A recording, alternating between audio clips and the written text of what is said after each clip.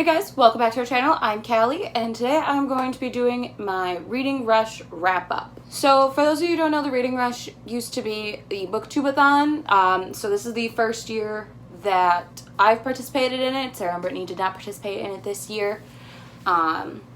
So we're presented with a bunch of different challenges throughout the entire week. Twitter, Instagram, and video challenges. I just did the reading challenges and I did a couple of the Instagram challenges. So the first book that I read was With the Fire on High by Elizabeth Acevedo. This completed the read a book with 5 or more words in the title.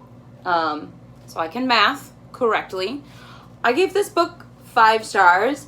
This was an amazing little slice of life story that I really enjoyed.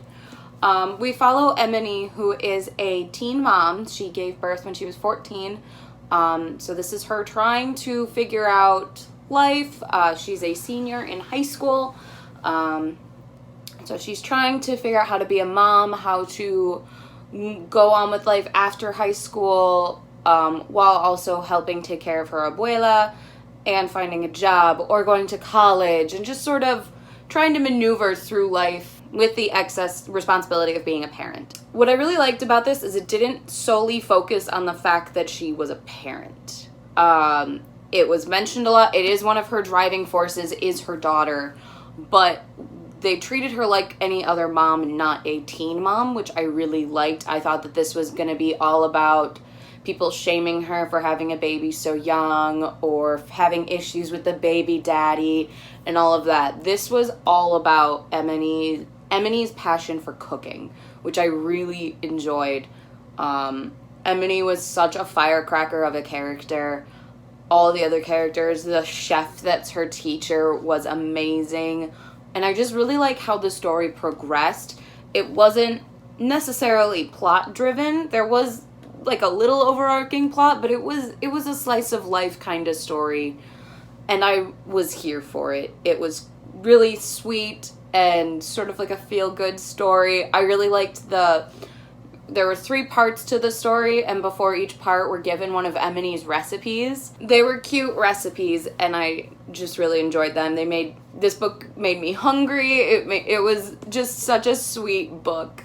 And I would definitely recommend this to anybody looking for something light and fun, and just in a feel-good contemporary mood. So next I read Hunted by Meagan Spooner. This fulfilled the challenge of read a book you meant to read last year.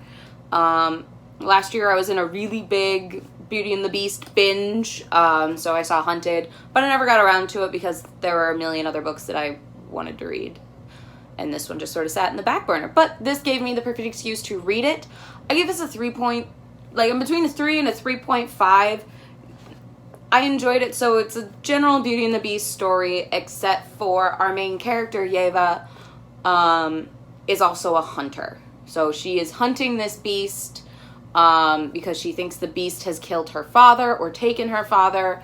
And when she finds him, the rest of the Beauty and the Beast story sort of plays out. But it was like every other Beauty and the Beast story I've ever read. It was very much like A Court of Thorns and Roses.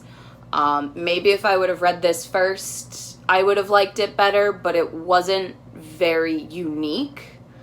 I did like how we got the Beast's point of view, but it wasn't as driving as I wanted it to be. I kind of trudged along through it. It was a good story, but I didn't think it brought anything new to the table when it comes to a Beauty and the Beast retelling. So it's a good story. It's a Beauty and the Beast story, so it's not awful, but I don't think this is one that I would want to read again, like how I feel about A Court of Thorns and Roses, or, as I'll later talk about, A Curse So Dark and Lonely. So next, I read The Hunger Games by Suzanne Collins. This fulfilled the challenge of read a book and then watch its movie. I didn't have anything on my TBR that has a movie out currently, so I decided this was a good time to do a reread of this series since I haven't read this since I'm pretty sure I was like 15.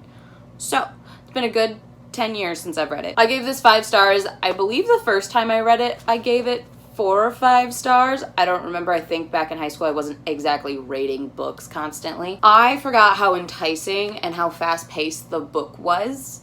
Because as you can see, it's not a long book, but it is action-packed, and I love Katniss.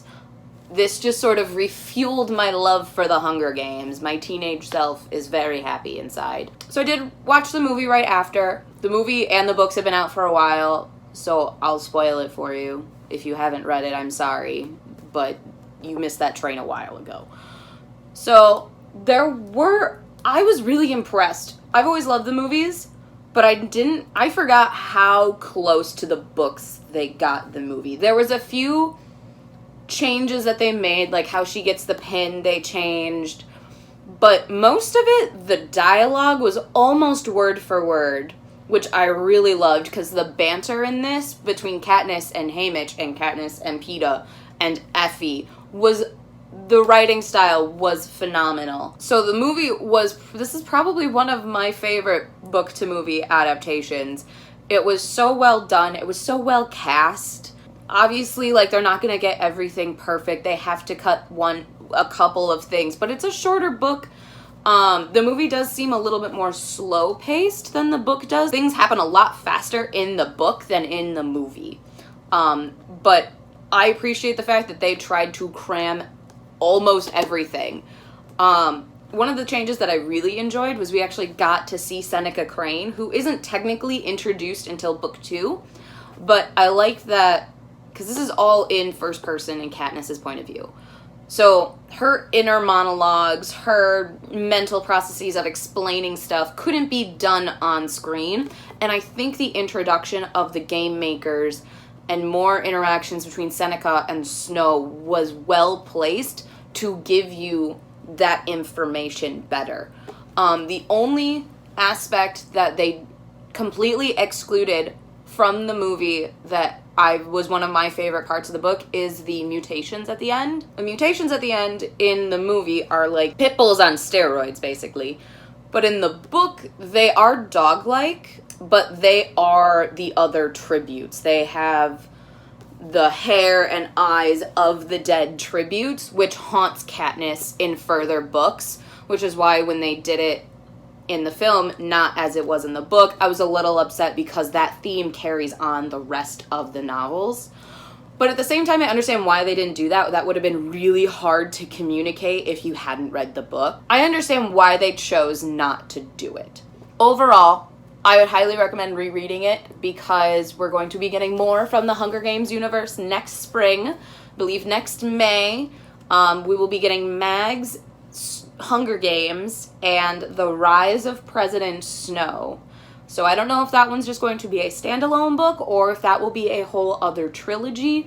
I'm really excited to kind of dive back into this world. I am probably going to reread the rest of this series just because I'm now in a big Hunger Games mood. So next I read Bloodleaf by Crystal Smith. This completed the challenge of read a book with purple on the cover. I currently don't have my copy because Sarah is reading it right now, since Bloodleaf is our July book of the month pick.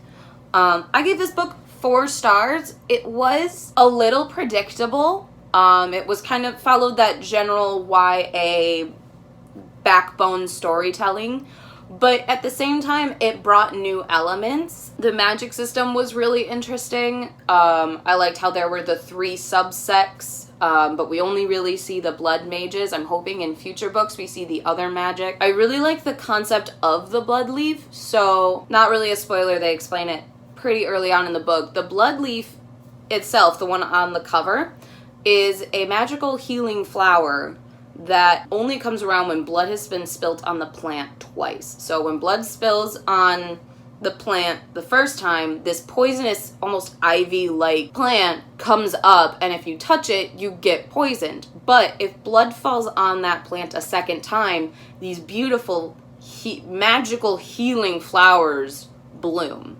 So I really liked that aspect. It was really cool, and I liked how it was intertwined throughout the whole story of the importance, the rarity. You know, it's 2 lives being sacrificed for one life saved. So the leaves aren't taken lightly at all. There's betrayal, there's a lost she's not lost. There's a princess. But Aurelia is probably one of my new favorite kick-ass heroines. So basically, Aurelia is hated by her country because her country is basically in, like, the Salem witch trials era where they're just burning women because they think they're witches. Which, Aurelia is a witch. She is. And she sort of accepted the fact that her people hate her. They also hate her because she is going to the next land over who accepts magic to unite their kingdoms. So she sort of accepts her fate, that the fact that she'll always be hated. And then she's betrayed later. There's a love interest, and there's, you know, all the other things that you expect from a YA fantasy book. But overall, it was an enjoyable... I read this in one sitting. It was such an interesting take on a YA fantasy book. It was still a little predictable, but there were a lot of things that shocked me throughout the story with the reveals and the magic and the Bloodleafs. It was really cool. I would definitely recommend this to anybody looking for a new YA fantasy book. Bloodleaf also fulfilled a second challenge of read an author's debut novel. So this was Crystal Smith's first book, and boy, did she bring it. So the next book that I read was A Curse So Dark and Lonely by Brigid Kemmerer. I read this for this was sort of like a backup book that I wanted to read. A non-human main character, title 5 words or more. And it's very shiny, so it's kind of hard to, like, put it up. I give this book a 4.5. This book surprised me. So this is a Beauty and the Beast retelling. It follows Harper and Prince Wren. Harper is from Washington, D.C. She has cerebral palsy, and she is just all of a sudden taken into Prince Wren's world. And Prince Wren, who is our beast, has to relive his 18th fall season over and over again until he can get a girl to fall in love with him.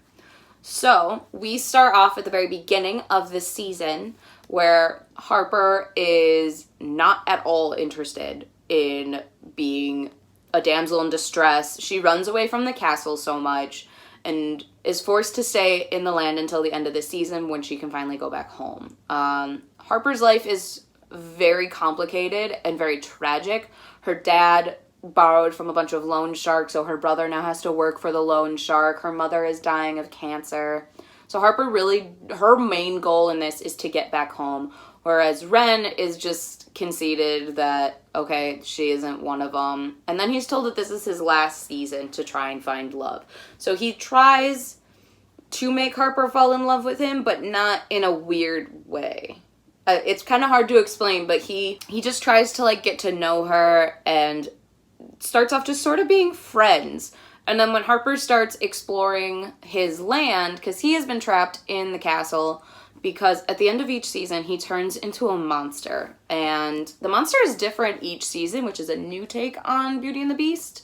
He's human most of the season, except I believe it's the last week of the season, where he turns into a killing, almost like a werewolf. He has no sense of who he is, and he just kills. So his country is plagued with this monster that no one knows is the prince. They think the royal family has deserted them because of the monster, and so their land is falling into ruin. Everyone's going hungry, and other lands are now starting to invade his.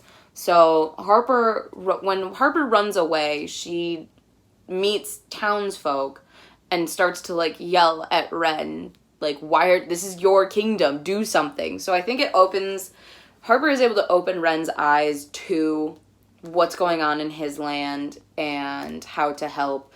And it's really cool. We flip-flop between Harper and Wren's perspective, which, again, I really like Hunted, where we got the beast's point of view. We get his in this as well. Even when he has turned into a monster, we get his perspective, which I think was really interesting and different. I'm really excited for the second book to come out, because this didn't end on, like, a super cliffhanger, but it did leave me wanting a lot more, so I'm really excited for that. And I have lots of feelings at the end. The end gave me lots of feelings. So this was a surprise. it's not like any other Beauty and the Beast story I've ever read. So I would definitely recommend this. So the last book that I read was Keeper of the Lost Cities by Shannan Messenger. And this completed the challenge of read a book with a non-human character, and a book I meant to read last year. So this is a middle grade book, which there are going to be, I think, like 9 books in this series. So in this book, we follow Sophie, who is a 12-year-old child prodigy. And she finds out that she's not human, that she is an elf. And she is taken into the elf world, which are known as the Lost Cities. There's like Atlantis and Shangri-La, cities that humans thought to be mythical and wonderful are actually elven cities. So this series really reminded me of Harry Potter. So she's taken into this new world, and she goes to elf school where she learns all elf things. She also is a telepath, which is a rare elf gift. And so she has no idea who her real family is, and so she's taken in by 2 guardians, and it just sort of follows her through the school year. This book, I think, takes place through like almost 10 months to a year. So it was really interesting. It was very slow. Like, it was her going to school. She's 12, so she's very naive, so I found her thinking very juvenile. But again, she's 12. That's expected. It's also a middle grade. But it did give me that kind of sense of nostalgia with reading Harry Potter for the first time. We got the really cool classes, the cool teachers, meeting friends. So like when Harry meets Ron, she meets someone like that. She's like the Hermione, basically. I really enjoy the story arc, and I'm really interested to see where it's going. I am teetering between like a 3 and a 3.5 with this, just because it was a little slow. It's the first book in an overarching series, so I'm interested to see where this takes Sophie and Fitz and all of these other really cool characters. Just the first one was a little dense. It was a lot of information dumping, but it did read really quickly. It is, like I said, it's a middle grade, so it's a really fast-paced read, but it's a really cute story. I enjoyed it. And I'm interested to see where the other books go. So these are all the books that I finished during the reading rush. I did also start a study in Charlotte. This was to complete the read 7 books. Obviously I didn't because my bookmark is still in there. So I'm currently reading this one, like about halfway. It's okay so far. It's nothing super great yet. I'm hoping it'll pick up eventually. So including the half of A Study in Charlotte and all of these books, I read a grand total of 2,581 pages this week. And I finished 6 books, which I am pretty proud of for my first reading rush. And I'm excited to see what next year's challenges will be, because this definitely lessened my TBR pretty heftily. And it introduced me to some really great series. Bloodleaf and A Curse So Dark and Lonely have sequels coming out later, I believe next spring. Hunger Games has another book coming out. Elizabeth Acevedo has more books coming out. And I do want to read Megan Spooner's other book, Sherwood, which is a spin-off of Robin Hood.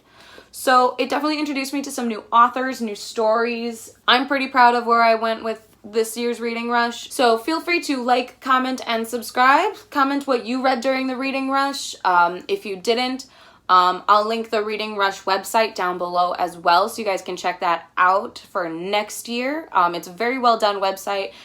I won a lot of badges, which was really cool. And there are forums where you can talk to other people who are participating in the Reading Rush, and all the challenges are also on there.